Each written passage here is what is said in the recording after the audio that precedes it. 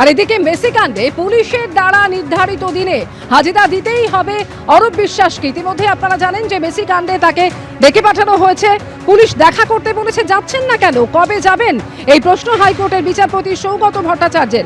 আপনি রক্ষা কবচ দিলে কালকেই যাব, উত্তরে জানিয়েছেন অরূপ বিশ্বাসের আইনজীবী।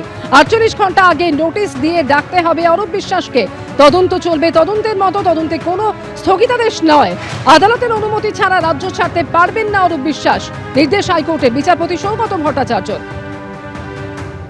ডিম পাথর থেকে নিরাপত্তার জন্য আদালতে আর্জি অরূপ বিশ্বাসের আইনজীবীর। নিম্ন আদালতে পাসপোর্ট জমা রাখতে হবে অরূপ বিশ্বাসকে। একই সঙ্গে গ্রেফতারের মতন কড়া পদক্ষেপ করতে পারবে না পুলিশ, এমনই নির্দেশ দিয়েছেন হাইকোর্টের বিচারপতি সৌগত ভট্টাচার্য। মেসি কাণ্ড কেন ঘটল তা নিয়ে পুলিশকে নিরপেক্ষ তদন্তের নির্দেশ হাইকোর্টের। বিধাননগরের পুলিশ কমিশনারের নেতৃত্বে হবে তদন্ত, 4 সপ্তাহের মধ্যে রিপোর্ট জমা দিতে হবে কলকাতা হাইকোর্টে, এমনও নির্দেশ হাইকোর্টের বিচারপতি সৌগত ভট্টাচার্যের।